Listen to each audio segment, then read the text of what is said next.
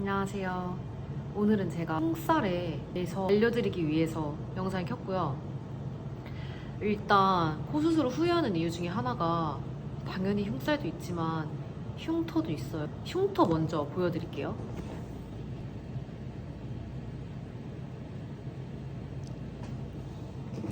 이 흉쌀은 수술하고 2년 뒤부터 확연히 보였고요. 되게 많이 거슬렸어요. 이렇게 밑에서 다 보였거든요, 흉살이. 수술했던 병원에서 흉살 주사를 맞춰줬었거든요. 흉살 주사가 두 가지 종류가 있어요. 하나는 스테로이드 주사, 그리고 하나는 비스테로이드 주사인데 제가 수술했던 병원에서는 스테로이드 주사를 저한테 맞춰줬거든요. 근데 그때도 저한테 얘기를 해주셨던 게 스테로이드가 부작용이 있잖아요. 그거는 이제 페임 현상이에요. 그래서 아주 소량씩밖에 못 맞는데 맞고 한 몇 달 있으면 다시 조금 살이 차오른다는 느낌은 있었지만 그래도 막 거슬리진 않았었거든요. 그리고 선생님께서 저한테 이제 그만 와라, 스테로이드 주사가 좋은 게 아니다 라고 얘기를 했기 때문에 한 4년 정도는 아예 주사를 안 맞았어요. 그러다가 2년 전에 마음에 안 드는 거예요. 그리고 저는 흉살이 있어서 계속 재수술을 했잖아요. 코를 만졌는데 너무 전보다 땡땡해진 것 같은 느낌이 들어서 제가 수술을 받았던 병원을 찾아봤는데 좀 큰 의료사고가 있었더라고요. 근데 그걸 보니까 괜히 무서워서 못 가겠는 거예요. 그래서 서치를 했죠. 막 알아봤는데 진짜 유명한 병원이 있는 거예요. 바로 전화를 했어요.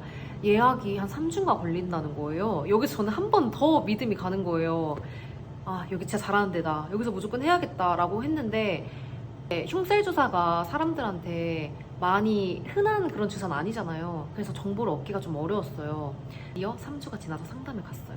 제가 제일 놀랐던 게 뭐냐면 금액이 너무 비쌌어요. 비스테로이드 주사를 사용한다고 얘기를 했어요. 그리고 체외 충격파 같은 거를 코에다가 한다고 했는데 주사 한 번에 40만 원이고 그 충격요법 하는데 15만 원인가 20만 원이라고 하는 거예요. 그래서 둘이 묶어가지고 하는데 1회에 60만 원인 거죠. 저한테 얘기를 해주셨던 패키지 상품이 300만 원부터였어요. 그리고 500만 원짜리 있고 이렇게 설명을 해주셨고, 사실 흉살이란 게 꾸준히 치료를 받아야 되기 때문에 한 번으로는 좀 어렵잖아요. 근데 300이면 수술값이잖아요. 근데 저는 그 금액을 생각을 하고 가지 않았기 때문에 고민도 안 됐거든요. 너무 비싸서. 그래도 3주 기다려서 왔으니까 주사나 아니면은 그 충격파? 그거를 한번 받아보자 생각을 했는데 주사도 너무 비싸잖아요. 그래서 의사 선생님한테 저 1회만 받고 싶은데 저 그 충격파 그거 해보고 싶다 이렇게 얘기하니까 1회만 받을 거면 그거보다는 주사를 추천한다, 주사가 더 효과가 있을 거다 라고 얘기를 해서 주사를 맞기로 했어요. 네, 콧볼 보톡스 맞아보신 분 있으세요? 진짜 어마어마하게 아프잖아요. 그거에 거의 한 5배는 되거든요, 흉살 주사가. 원래 코는 신경이 많아서 이렇게 찌르면 진짜 눈물이 주르륵 나거든요. 근데 흉살 주사는 진짜 아득해지면서 막 어질어질했어요. 제가 이렇게 한쪽 왼쪽을 다 맞고 오른쪽으로 이제 의사분이 와서 한 2방 정도 났는데 제가 그냥 쓰러진 거예요. 제가 이제 정신 차려보니까 저 누워져 있고, 저 여기에는 그 뭔지 모르겠는데 그 하여튼 혈압이 아닌가? 제 맥박 잡는 이거 껴져 있고, 그리고 의사 선생님들이 엄청 많이 와 있더라고요, 그 방에. 졌다 싶을 때 그 회복실로 이동해가지고 한 2시간 정도 링거를 맞았거든요. 제가 괜찮아졌다고 아직 안 보내주시더라고요. 근데 사실 약간 저도 억울했던 게 저는 끝까지 시술을 못 받았잖아요. 근데 40만 원이면 진짜 큰 돈이잖아요. 이쪽밖에 못 받고 이쪽은 안 맞았는데 거기서 저한테 뇌질환이 있냐고 물어보는 거예요. 전 뇌질환 없다 이렇게 얘기하니까 그 정도 발작을 일으키는 정도면 뇌질환이 있는 것 같으니 대학병원에 가서 검사를 해보라 이렇게 단호하게 얘기를 하셔서 내가 잘못한 건가 생각을 하고 나왔거든요. 결론은 뇌질환은 없고요. 그리고 한쪽만 맞고 한쪽은 다 안 맞았다 했잖아요. 근데 딱히 효과가 없었어요. 그래서 저는 그 병원이 광고로 인해서 돈을 많이 버는 병원 같다고 생각이 들어서 혹시라도 흉쇄 주사를 맞으실 분들한테는 그렇게 큰 돈을 주고까지 맞으라고 권하고 싶진 않고요. 이것도 일단 비추하는 이유 중에 하나죠. 너무 비싼 금액이 들어가니까. 그리고 두 번째는 이 개방한 자국이에요. 제가 수술을 마지막으로 했을 때가 6년 전이거든요. 그때는 아직 20대 초반이기 때문에 피부도 되게 탱탱하고 엄청 두꺼울 때잖아요. 가뜩이나 전 두꺼운 피부인데 그때는 전혀 신경 쓰이지 않았거든요. 이제 20대 후반이 되니까 너무 거슬리더라고요. 그래서 제가 찾아봤는데 30대가 되고 40대가 되면 더 짙어진대요. 피부는 나이가 들면 들수록 점점 더 얇아지잖아요. 흉터는 점점 더 진해진다고 하더라고요. 그래서 원래 모든 성형을 어릴 때 하라고 추천을 하는 게 나이가 들면 아무는 시간이 더 오래 걸리기 때문에 흉이 더 잘 진대요. 근데 저는 자국이 좀 세게 남았죠. 여태까지 3번의 수술을 했지만 제가 반대하는 이유 중에 가장 큰 이유는 정말 돈이 많이 들어가요. 솔직히 제 수술 이거 내 얘기겠어? 라고 하는데 진짜 많이 하거든요. 비대칭, 예를 들면 코 비대칭, 코가 아니면 코가 휘었다, 아니면은 진짜 여러 가지 이유가 많아요. 저는 이 비주가 약간 함몰되어 있는 게 마음에 안 들거든요.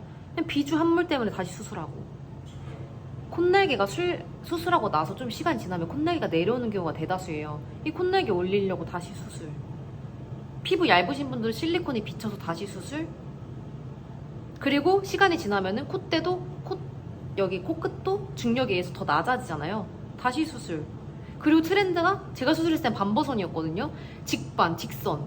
다시 이제 그런 코들이 유행을 하면 다시 수술.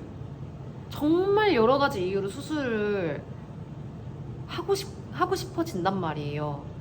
제 코가 평범했으면은 전 진짜 수술 안 했을 것 같아요. 예전부터 그런 얘기 많이 들었어요. 눈도 되게 예쁘고 얼굴형도 되게 예쁘다라는 말이 들어서 코만 하면 되겠네라는 말을 저는 많이 들었다고 생각하거든요. 그래서 이제 코만 하면 진짜 예뻐질 줄 알았는데 내가 원하는 코 모양이 안 나오니까 재수술을 계속 알아보는 거예요. 재수술 계속 알아보다 보니까 금액이 결국 1,000단위까지 올라갔어요. 이제는 내가 진짜 하고 싶어도 그 돈까지 주면서는 할 마음이 안 생기는 거예요. 요새는 눈코는 기본이라고 하잖아요. 근데 저는 아니라고 생각해요. 코가 평범하다, 딱히 문제가 없다라고 생각하면은 진짜 안 하는 거 추천드립니다. 할 때 화려하게 할지 자연스럽게 할지 고민 되게 많이 되잖아요. 저는 3번 수술 다 자연스럽게 해달라고 했거든요. 저는 사실 높게 하는 게 안 어울리는 얼굴형이에요. 완벽한 동양인 얼굴이라 여기 되게 평평하고 두상도 단두형이거든요.